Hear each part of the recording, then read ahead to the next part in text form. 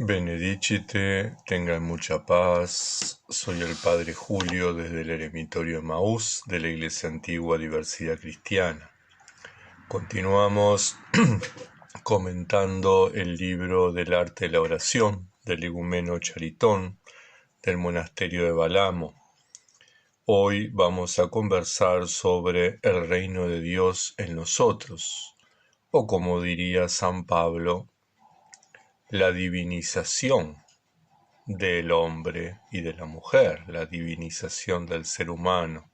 No vivo yo, es Cristo quien vive en mí. Dice Charitón, es necesario comenzar a habituarnos a la oración espiritual. Es necesario comenzar a habituarnos, o sea que la oración espiritual, producto de la oración del intelecto, de la oración vocal, no es algo que surge por una iniciativa esporádica. Se necesita un hábito, se necesita una constancia, se necesita permanecer en esa práctica. Por eso yo muchas veces insisto cuando me consultan en que dediquemos una hora a la madrugada y una hora al atardecer solamente a la práctica de la oración, sin ninguna otra actividad, orar por orar, simplemente. Y a lo largo del día, en el resto de las tareas, cuando podemos o cuando nos acordamos, también repetirla. Es necesario habituarnos. Y para habituarnos también es importante generar recordatorios. Por ejemplo, una de las cosas que yo hago para recordar que tengo que estar en oración es poner la alarma del celular cada tanto tiempo y me va recordando, cada 3 horas suena la alarma y me recuerda que tengo que estar en oración. Cuando salgo suelo ponerme el chotki en la muñeca y entonces me está recordando que tengo que estar en oración.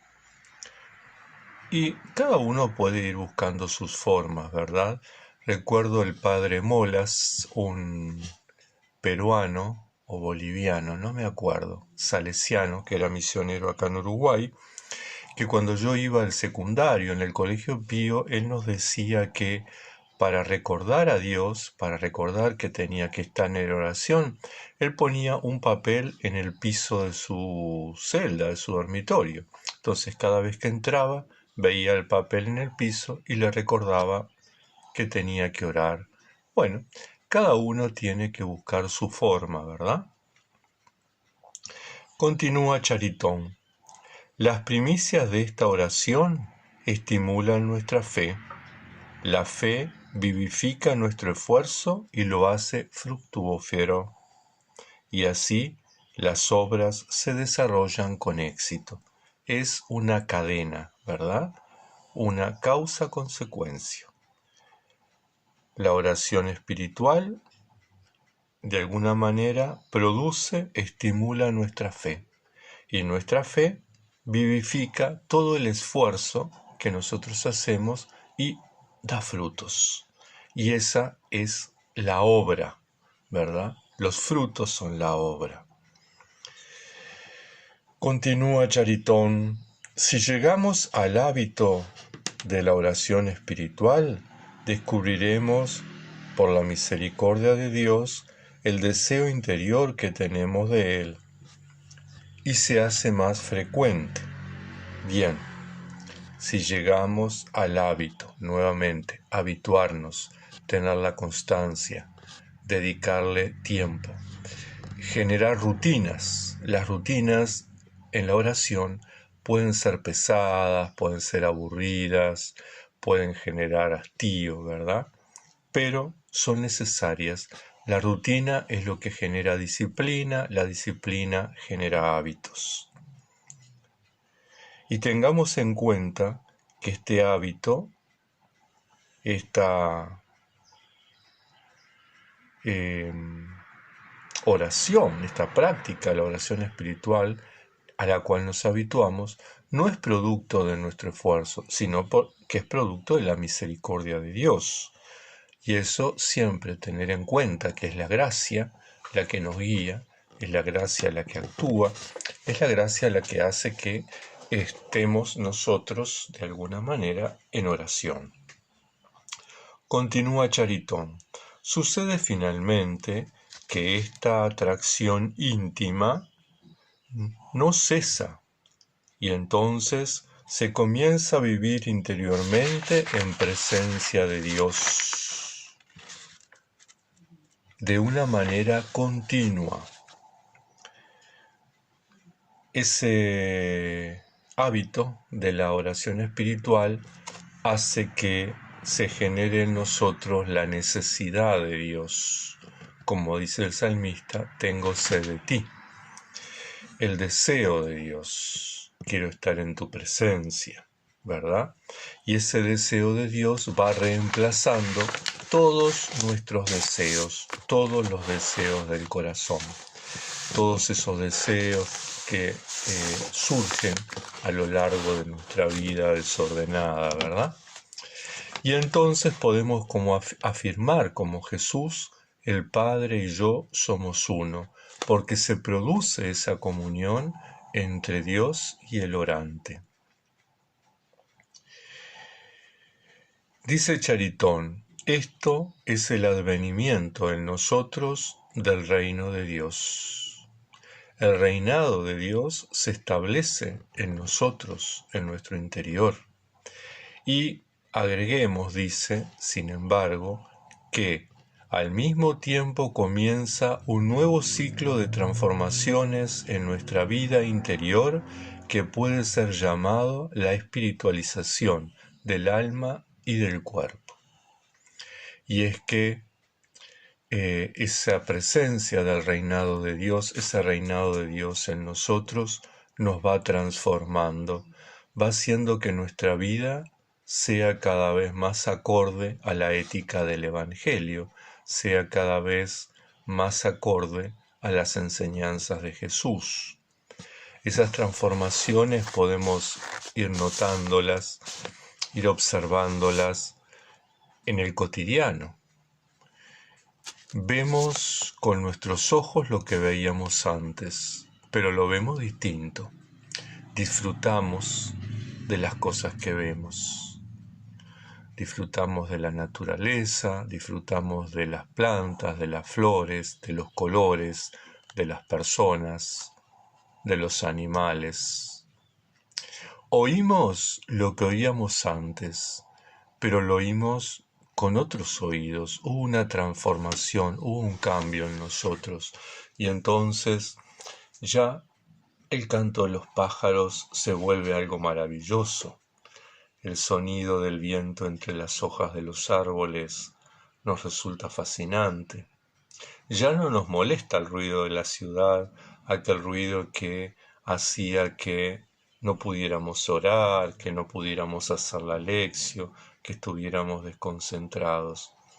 De alguna manera pasamos a ignorarlo o pasamos a que ese ruido sea parte de nuestra oración, de nuestro cotidiano. Lo mismo nos sucede con el olfato, con el tacto, con los pensamientos. Pensamos lo mismo que antes, pero pensamos de alguna manera cristificadamente. Sentimos tal vez lo mismo que antes, pero lo sentimos cristificadamente. Desde Cristo, en Cristo, con Cristo y por Cristo. Vamos sintiendo esa necesidad, se va afianzando en nosotros esa necesidad de estar en Dios y de estar con Dios, de estar en la celda, de estar en soledad. Y sucede que muchas veces uno está en las tareas que tiene que hacer, o tiene que salir a hacer mandados, o visitar enfermos, acompañar a alguien al hospital, o, bueno, estar en la atención telefónica, ¿verdad? Conversando con alguien y uno estar pensando qué necesidad tengo de estar solo en mi celda. Y apenas termina esa actividad uno ya sale corriendo ¿verdad? Para ese momento, para ese encuentro, porque es ahí, en el silencio y en la soledad de la celda, donde se produce la comunión, ¿verdad? De la celda exterior, pero también de la interior. Y esas cosas son importantes. Hacemos lo que tenemos que hacer y lo hacemos con gusto, pero con prisa, porque queremos estar en aquello que es realmente lo fundamental, lo importante, que es el encuentro con Dios.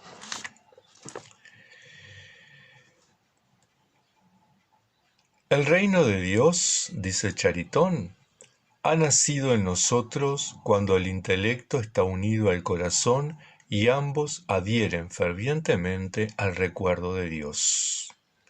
Y eso es importante. Intelecto y corazón unidos en el recuerdo de Dios. El hombre entonces, dice Charitón, se dedica a Dios con todas sus facultades y libertad, como un sacrificio agradable a Dios, y recibe de Él el dominio sobre sus pasiones. Cuando logramos ese equilibrio, esa unidad, esa fusión entre los pensamientos y los deseos, y todo eso en el recuerdo de Dios, en la presencia de Dios, cuando logramos unificarnos, el Señor por gracia nos concede el dominio de las pasiones. Tal vez no todos juntos, pero de a poco vamos lográndolo. Vamos dándonos cuenta que podemos superar esas pasiones. ¿Cuáles son las pasiones? Bueno, de alguna manera ya lo planteaba Evagrio Póntico, ¿verdad? En el capítulo sobre los vicios. Evagrio dice que son la gula, la lujuria, la avaricia, la tristeza, la vanagloria, la ira, el orgullo y la apatía. De alguna manera, en nuestra vida cristiana y en nuestra vida eremítica, en algún momento aparecen uno, otro, todos juntos, pero no escapamos a ello, porque es parte de la naturaleza viciosa del ser humano. Y entonces Dios, cuando logramos esa unificación, nos va concediendo la gracia de ir superándola, de ir combatiendo e ir venciendo.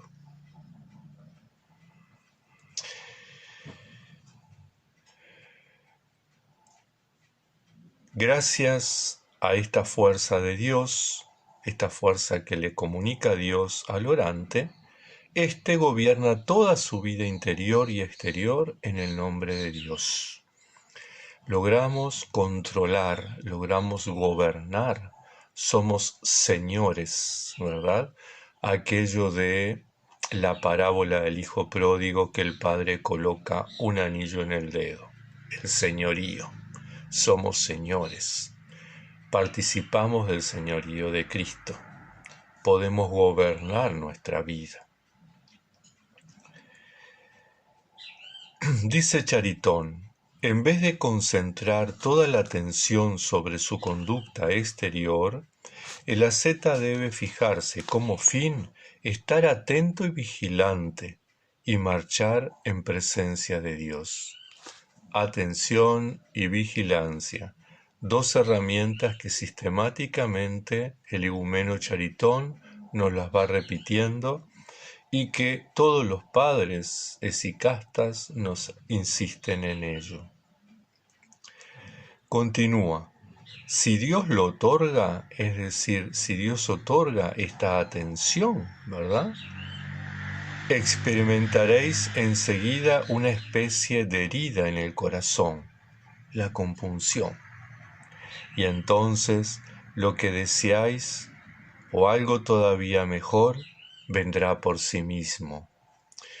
El sentimiento de compunción, de dolor y de alegría, ¿verdad? El hijo pródigo, volver a la casa del Padre, querer pedir perdón pero ser abrazado antes de que uno hable, ¿verdad?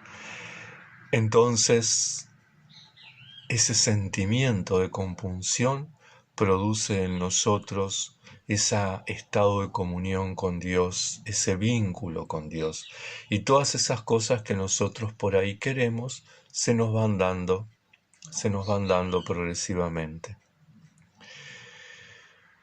Un cierto ritmo se pondrá en movimiento y hará progresar todo correctamente, de una manera coherente y apropiada, sin que tengáis siquiera que pensar en ello.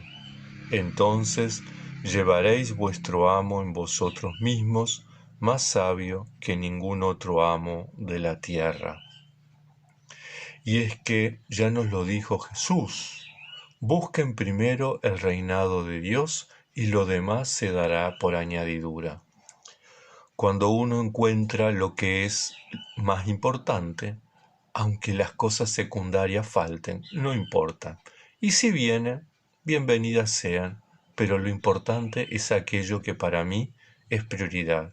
Busquen primero el reino de Dios. Se produce en nosotros la filiación adoptiva, aquello de la parábola del hijo pródigo. El padre le pone sandalias en los pies. Ya dejamos de ser esclavos, ya no andamos descalzos. Ahora somos hijos, participamos de la filiación en Cristo, estamos calzados. Ahora somos señores, tenemos el anillo en el dedo. Y ahora somos revestidos de Cristo, ¿verdad? El Padre que cambia las ropas del Hijo, le pone ropas nuevas y hace una fiesta. La fiesta no es nada más ni nada menos que esa comunión con Dios, esa comunión en la oración, ese gozo que sentimos en la intimidad con Él, esas lágrimas que surgen de dolor y de alegría, esas lágrimas de gozo, porque sentimos que un fuego nos quema adentro, sentimos que brota en nosotros la fuerza del Espíritu. Y entonces Charitón nos hace una recomendación bien importante. Para evitar todo malentendido, es necesario distinguir netamente entre los diferentes tipos de unión con Dios. Y Charitón señala tres tipos de comunión con Dios, tres tipos de unión con Dios. La primera, dice, la comunión con Dios comienza desde que nace la esperanza de llegar a ello.